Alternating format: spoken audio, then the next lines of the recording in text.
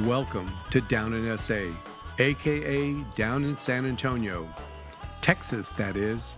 Here you will be a part of the lives of the cool kids who grew up here in the 60s, 70s, and 80s. From the music, culture, society, Big Red, hippo sodas, and breakfast tacos, you will learn the cool elements of our hidden society. So grab a long neck or a shot of tequila, light up a doobie, and say, screw the Alamo. This is who we really are, the cool kids down in SA.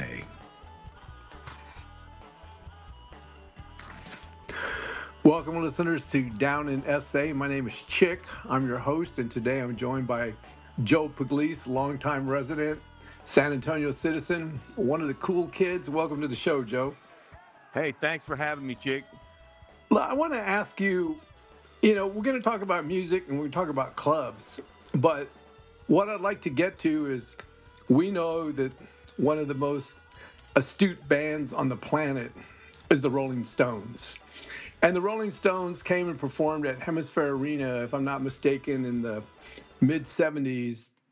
And what was unique about their concert is that they played two dates at Hemisphere Arena. Did you go to those shows? I went to both of them. Tell me about the first show. Well, the first one is where they had the famous phallus stage prop that came out of the stage. It was like a blown up condom kind of looking thing, and the city wouldn't let them do it the second night. And when that condom came up from the stage floor, my understanding, because I saw it on the second night, my understanding it was that Mick was riding on top of that. Is that correct? Yeah, it was like it was a prop kind of blowing around, and he got it between his legs and ran out on it and stuff. Yeah, it was silly. Do you remember what that song was that was playing when that phallic came out of the ground? I can't say that I do recall. And how was the audience at Hemisphere when that came out? Oh, it was packed. The audience was packed, and I think it was 1972. And nobody was shocked or anything. It was just something silly. Right. And then the But the second city show, how was that? officials didn't like it. What's that? The city officials did not like it. And how was the second night? Was it still just as exciting as the first? Oh yeah, yeah. The music was just as good. The performance was just as good. They just didn't ride the penis on the second night.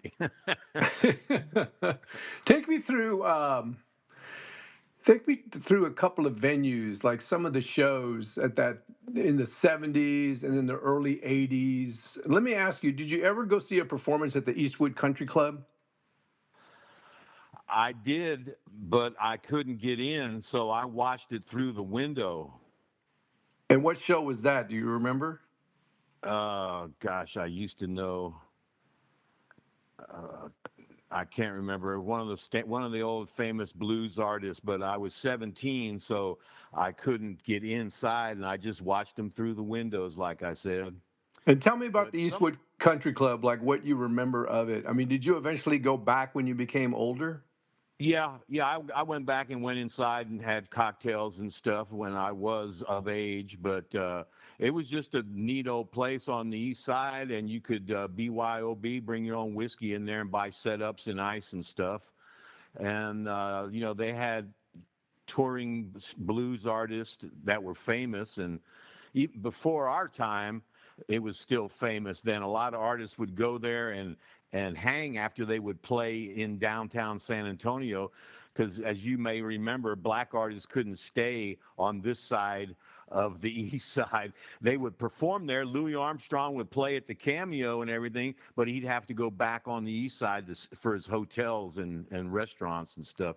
It was bullshit, of course. Right. It's like I said, you guys are on that side of the tracks. Yeah, wrong side of the tracks, exactly. Right.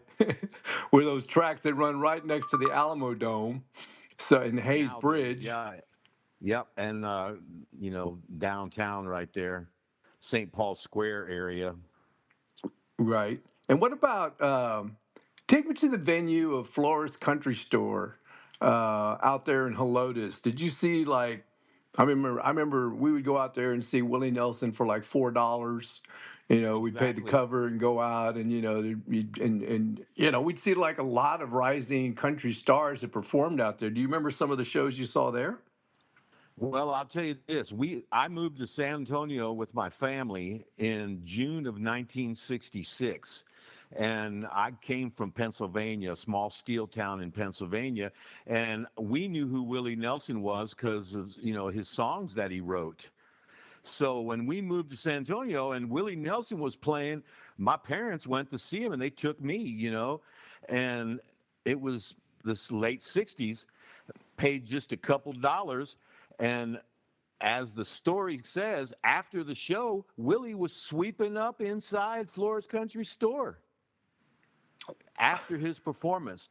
So, He he was having to in clean the his own stage. no, he would clean up for Mr. Flores inside the main building. He would perform outside, but he would come inside and help sweep up. And there's famous stories about that. People talk about that all the time. But Wow. over the years, I've seen so many people out there. I've seen Merle Haggard. I've seen Dwight Yoakam a bunch of times because I'm a huge Dwight Yoakam fan, and I don't miss him if I can catch him. I did a 35 city tour with Dwight Yoakam in 2002, and the Mavericks. I saw the Mavericks out there. Seen Steve Earle out there. I just seen a whole lot of folks over the years because I live off of Bandera Road, so I'd just run out there and see anybody. And when you were working the tour with Dwight Yoakam, what was your position and what was that like? Well, I was the associate producer of the tour, and I was the production manager for the Neon Circus and Wild West show. It was a Brooks and Dunn tour, and Dwight was the special guest. And so I'd go see his set every night, then go back to the circus and do my job. Did your job outside of being on the trampoline? That's interesting. Yeah, it was just herding a bunch of circus performers, really. It's like babysitting a bunch of children. Wow, that's interesting. And then I remember, like the predominant concert promoter at the time when I was seeing concerts, we were always buying our tickets through Stone City Attractions. Jack Yep. Orban, I think was his name, that was the guy that created that business. How was your Right. relationship when you started that? Like Well, how'd you get involved with it? With Stone City? okay, I'll tell you how I got involved with it. It's a little bit of a long story, but I was going to San Antonio College, and this was like the second semester. It was in January of 1972, and a dear friend of mine from high school, people know her around San Antonio, Pat Piercy. She Yeah. had Twin Sisters Bakery and Cafe for 40 plus years. We were old friends from high school, Pugliese and Piercy. We had homeroom together. So she tells me one day, "Hey, I met this guy and he's really cute and I like him." And I said, "Well, I got to meet him." She's like my sister. I said, "Well, I got to meet this guy." It turned out to be Greg Wilson. So Greg and I hit it off. And he said, "I just got back from Colorado where I was hanging with a bunch of friends of mine, and they're coming back to San Antonio, and we're going to start producing concerts." And I said, "Well, I go to all the concerts. I'll help you. I can tell you how to stop people from sneaking in because I snuck in to all the concerts. I didn't buy tickets." So his friends turned out to be Jack Orban and Carl Schwartz and Greg Wilson. Those were the three original owners of Stone City Productions. And then Richard Contreras had 4% of the company, and another guy named David Rush had a small piece of it. So the first few years was all those guys doing shows. Eventually, Jack changed the name of the company and he took it over, owning it all by himself. So I worked for Stone City from 1972, the first concerts they did, until June of 78. And I quit. And then I started Beehive in January of 79. But I worked for Stone City the first 6.5 years.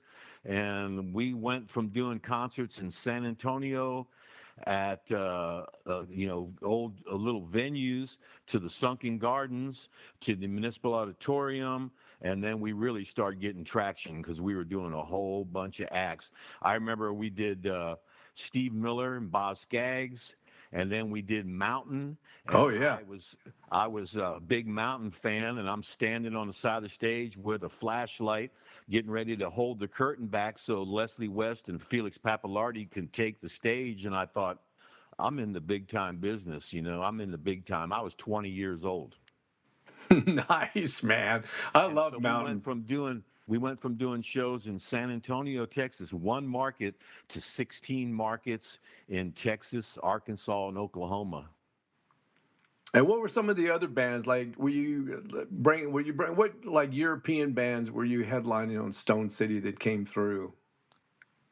Well, we did all kinds of Like, if it stuff. were there Deep Purple, yes, were any of those acts part of Stone City's Oh yeah. promotion? Yeah, we did Deep Purple. We did, yes. These were in later on in '75. We did a bunch of trapeze dates, and then the hard rock started kicking in, where we were doing, Judas Priest and all those kind of hard rock bands. But yeah, man, we did a million of them. Did you do Yes when they performed at Municipal Auditorium? Do you remember that show? Yes, and we also did them in Dallas, where the opening act in Dallas was Donovan. Oh wow! Interestingly, and Because I remember the interestingly enough. Municipal Auditorium show. Steve Howell had like 12 guitars lined up on the side of the stage. Yeah, And like every song showed he off. played, he would switch guitars. And then they had Yeah. that anatomical kind of flying saucer thing. They would float up on the stage. It was built on the stage, kind of a mechanical arms. I mean, correct me if I'm incorrect, Yeah, but well, that's those guitar players, they had different tunings and stuff for different songs, so that's why they have all these just different guitars. right. Now, you mentioned Sunken Gardens, and you and I both know that one of our great friends and great souls, Don Evans and the band Ultra performed there. Tell me about that performance and tell me how Ultra, like, they kind of came out. They were like Hyoka, they were like local bands, played metal, very different nuances in their style.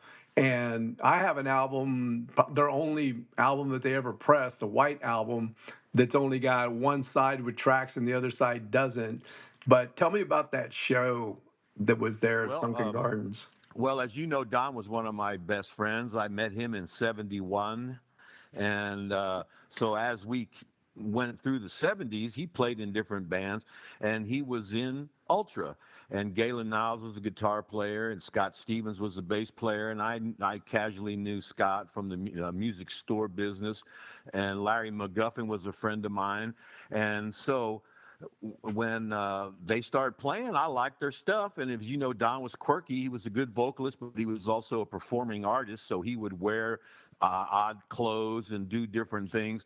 And we put him on some shows. I took the music to Jack and Greg, and they said, yeah, we can use them. So we used them as opening acts. They opened up for Pat Travis in Corpus Christi and San Antonio, and they opened up for Legs Diamond. And I can't remember who they opened for at that Sunken Garden show, but there's some video of that, the opening song that Norman Avila took. And I've seen it recently, matter of fact. I posted that because I found There some of you that go. There you archive go. footage. Well, you can't really see it, but Don had these leather straps around him, and part of the performances, I was going to carry him out like a suitcase and then set him down on the mid stage in front of the microphone. And while I was carrying him out from the side of the stage, the wings, those leather straps broke. So he just jumped up and ran out there. We didn't get to do the little performance piece that he had planned. How cool is that? I didn't know that part. That is a unique part of the Yeah, well, history. watch that video again. You can see him on the side just jumping off Yeah, the ground. yeah, hopping around. He always had like that, flea hopping. He could just vertically like jump up like he was going for, a tip off with Tim Duncan. I mean, he had such a Yeah, great well, vertical leap, and he could dance backwards. and he was a good basketball player too, so that was his rebound style there, jumping. So walk me over to the Majestic Theater. Um, Well, in the 80s, Steve Moore and I started doing shows at the Majestic Theater. We did Stevie Ray Vaughan there twice. One was broadcast live over 104.5. That can be found some places there. We did Freddie Hubbard. We did Los Lobos. We did just a bunch of shows. And then the Majestic started hiring me to help them do their promotions, their street promotions for different stuff, their Broadway series and everything. And yeah, the Majestic's just a beautiful place to do events. right. I remember one of the last shows I saw there was probably 15 years ago. I took my stepdaughter Lauren to go see Heart because she was really big into, Ann and Nancy Wilson. And I remember them coming out on stage, and we were back a little ways, and I might have even seen you because you're like the mystery concert maestro. I've been to a number of shows, and you pop out of nowhere. You're just like, "Hey, what's going on, chick?" And you're like, towering over me, and you're like, "Great to see you here, and it's going to be a great show." And I remember at Verizon, you'd come out of nowhere. But anyways, I'm with Lauren, and they start the show, and Lauren, classical guitarist, metal guitarist, really good at sound engineering. She goes, "Can we go up front? Can we just, like go down where everybody's at, right there in the aisle there?" I said, "Of course we can. Let's go." And I remember Ann Wilson coming out. She sang a song, and then she looked around and she goes, "I don't need this mic." Dropped the mic, told him to cut it, and did the next 11 songs in her natural voice.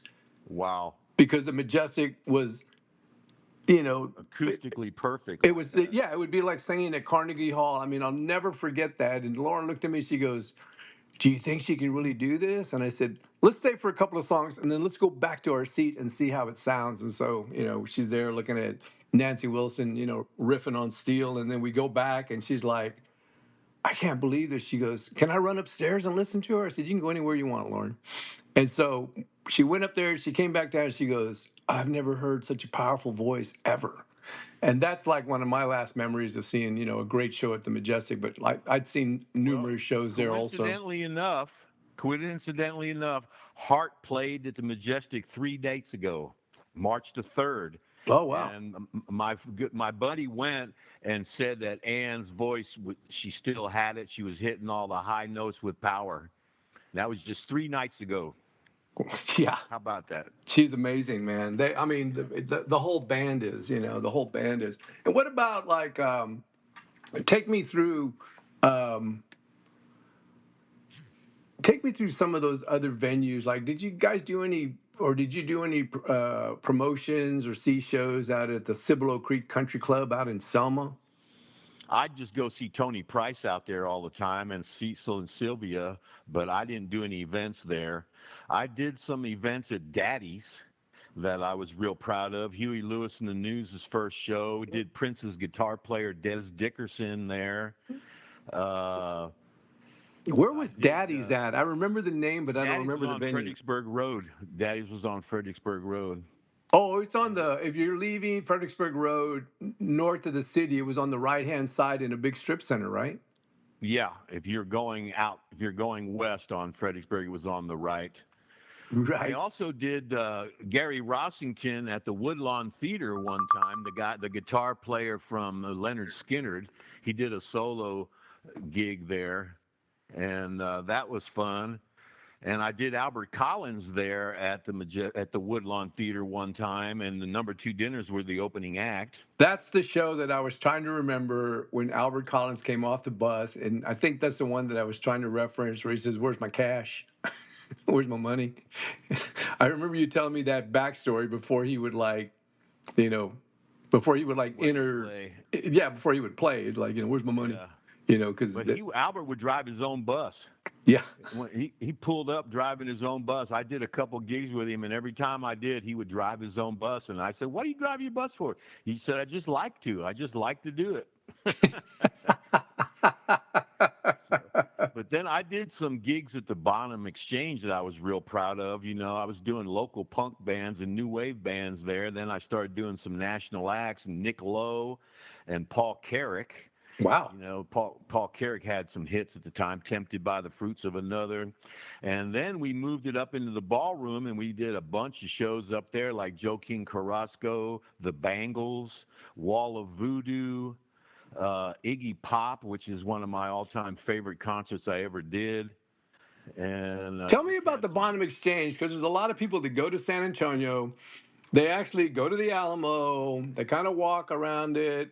They see it, but it's like a mystery building. And I mean, I've been to the Bonham plenty of times, to go dance. I mean, I'm definitely Yep, between, dancing still. funky. Yeah, tell me about the It's Bonham.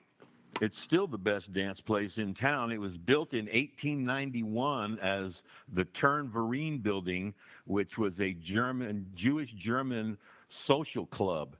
They added on a gymnasium and bowling alleys and all kinds of stuff. It went through a bunch of changes. It was a USO for a while.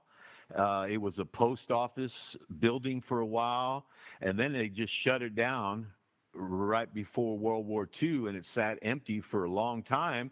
And developer Arthur Hap Veltman bought it in 1980 and remodeled it and everything, and opened it up in July of '81.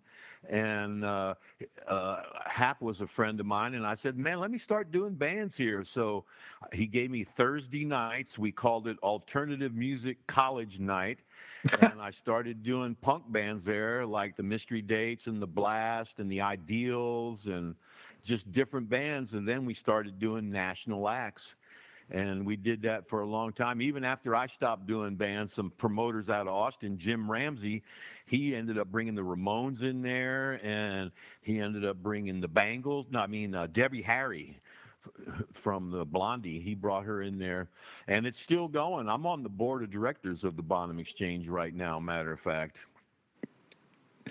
It's plug time. Tell us what you're going through and what our audience could possibly help reach out to assist the Bonham. They're currently going through like a city code dealing with. Oh yeah, we've had some problems with the city code. We had previous management was notified that they wanted the Bonham to come up to code with a fire suppressant system. He did not let anybody know, and the month before it was going to come down, he drops his keys and quits. So all of a sudden, the management who got put into place, who you and I know, Joan Duckworth, Mhm. she finds out the city's going to close her down. This guy dropped the keys and ran. So right now we are required by law to have a fire suppressant system put in. We're getting ready to do some fundraisers. You'll probably hear about them. Hopefully everybody will hear about them and help. And because it's very, very, very expensive to retrofit this 1891 building with a fire suppressant system. Right. So uh, that's what we're in the midst of right now, and we're working on it. And I'm confident we're going to take care of it, but it's very, very expensive. Right. And the mayor has said publicly she's going to help us. So we're looking forward to her assistance getting this done. Well, good. We'll do our best in down in SA to assist where we can. You mentioned, I mean, this is what down in SA is about. And for our audience out there, you wouldn't put things together with Deborah Harry and Iggy Pop and all these shows coming through San Antonio and playing in these smaller venues up close. Willie Nelson sweeping up Flores Country Store. I mean, this is what makes San Antonio's history so unique in its own music space. It has so many different avenues, and it has so much unique history, and that's part of what we're doing today. And what I want to get into is the Mystery Dates was your brother's Frank's band, correct? Or he was a part of? Yeah, after the Vamps stopped playing, he got into this band, the Mystery Dates. Yeah, So let's and talk all about produced. Frank because Frank is like, I mean, I've known the Pugliese brothers for as long as I've been around, working Time Machine days, and seen both of you guys as performers playing in different bands. Um, but what I find and what a lot of people are reflective of is there was that time frame between the punk world and Frank's World and the Sons of Hercules, which the notoriety of the Sons of Hercules, if I'm not mistaken, is not only are they a jewel for their style of music so much that they actually have done tours in Europe. Give me a background on the Sons of Hercules. Yeah, Sons of Hercules were started in '91, and they are still together today. You know, they don't play out too much, but they rehearse and write and all that stuff. They did go to Europe and play some dates. They did 9 dates in Spain one time, and they got a little airplay over there. And it's just he's true to himself is all I can say. That's what he does his thing. He don't care about. He never really liked hard rock or metal music. He just liked the punk thing. And we were influenced by the Stooges, the Dolls, the Velvet Underground, and that's what we started covering before we started writing our own songs. Was Stooges and Dolls. At one point in time, we covered the entire first New York Dolls album in the Vamps.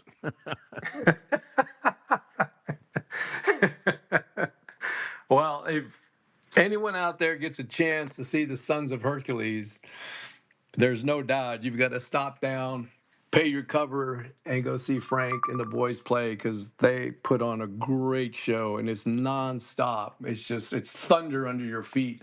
What about Randy's Ballroom? There's always the infamous story of when the Sex Pistols played there. Did Yeah, you well, see that show, or that did was you one. see some other shows there too? Well, Lou Roney and Joe Anthony started doing some shows over there from Kiss FM. They did Rush and they did some shows there. But then Stone City did the Sex Pistols there, and 2 nights later we did them in Dallas also. And I have been interviewed and asked questions about the Sex Pistols show at Randy's Rodeo more than all my other concerts put together. I've been quoted in 2 or 3 books and all this stuff. Well, the Vamps opened up the show, but Frank had long hair at the time, so the hardcore punks in the audience didn't really like him. But he wore a belt of hot dogs, and if anybody yelled at him, he yanked a hot dog off and threw it at them. So, but we had fun with that show, and of course the Pistols they were just hanging around all day long. And if you see any pictures from that show, Sid Vicious has some sunglasses on. That was our guitar player's sunglasses. As he's walking on stage, he yanked him off his face and put him on his own face. But the incident where he took his guitar off and swung it at some guy that was harassing him, they always ask me about that. And half the audience was fans, and half the audience were just curiosity seekers. Right. Now, what a I lot have of on the people. other half of that experience is a colleague of mine, Ron Zimmerman, based here in San Antonio. I've worked with him off and on. He's a DP. He's a writer of scripts. Very well noted. He was working at Ken's at the time, and the assignment desk says, "Hey, there's this." European band, Sex Pistols, are right down the road at Randy's. Why don't you grab a camera, go down there and shoot us some B-roll, and bring it back for the 10 o'clock news? Well, he went down there and never came back for the 10 o'clock news. He's actually the only person that has a full performance, including crowd interactions with Sid Vicious and the Sex Pistols on beta tape. Where can we get a copy of that to watch? I just got to give him a call. I'd love to do that. Well, I was in the box office that afternoon where I went backstage and got on stage, and Annie Leibovitz walked in. So I made her acquaintance, and we sat there and chatted for a while because the Sex Pistols were only scheduled to do like 10 shows in America, and they did 7 before they imploded. And Stone City did 2 of the 7 in Dallas and San Antonio. Wow. And there's a bootleg tape of the Dallas show because somebody set a camera up in the balcony and no one knew about it, and videoed the set. Right. Yeah. And the A lot of Nerve Breakers was the bootlegging back in opening that act. time. Yep. More Nerve so. Breakers opened up the Dallas show. One of the well-known punk bands from the Dallas area at the time. Mm-hmm. Speaking of other venues, I did shows at the New West the New West nightclub on Military Drive. I did Little Steven, who was Bruce Springsteen's guitar player. And at Rockies, I did a couple different shows. One of the ones I'm more proud of is the Lords of the New Church, Stiv Bader's band at the time, because we were fans of the Dead Boys. Wow. And so I always enjoyed doing bands that I liked because I had to do bands that I could care less about sometimes. You know what I'm saying? So, we're going to close here in a minute because this has really been an enriching a conversation with you, and thank you for giving us your time. Where do you think the exit ramp was for all these unique performances that came through San Antonio? Do you think it's because the venues slowly began to close down? Do you think it's because a number of these artists that played in these smaller venues became such big national acts that by the time they could return, it might be only a Sunken Gardens they could perform at, smaller venue? I mean, It's all up to the promoter, and the agents. That's where the politics are of, like, if I tried to book somebody, you had to have a relationship with their agency or else they wouldn't do business with you. And right. as Jack and Stone City, we established relationships with his agents. Then all of a sudden people call you and say, hey, you want to do this, you want to do that, you want to do this. So like right now, if you had a big bucket of money, I know you do, on your beds, under your bed, your mattress is stuffed with bucks. If you wanted to do some concerts, you'd pull out that money and start calling some agents, and if they would be willing to do business with you, they'd say, okay, Heart is available in the first week in March. And you get a venue, you call the Majestic and you say, are you available on March 3rd? And they say, yeah, we're open. Would you hold that date, please, for Heart? And then you call Heart's agent and say, hey, I've got the Majestic Theater. And then you cut your deal with how much money, and you do a budget, marketing, advertising, all your expenses for stagehands and equipment rentals and all that kind of stuff. So it's really, what happened a lot of times is the big shows start getting monopolized by Pace Concerts, Stone City Attractions. Right. Right now, it's AEG and Live Nation.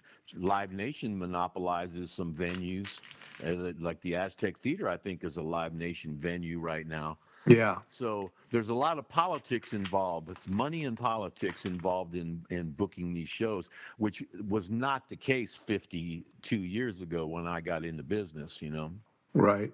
Right. Wow. Well, yeah, I mean, we definitely have seen those footprints go down.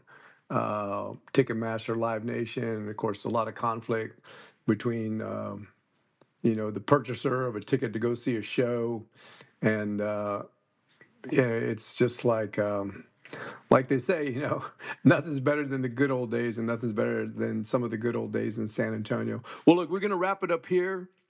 Thank you so much for joining us today, Joe. All the best of luck with talking to you, buddy. Yeah, all the best of luck with the changes over at the bottom. Want to thank our audience for joining us here down in SA. Take care of yourself, everybody. Peace. All right. Peace out.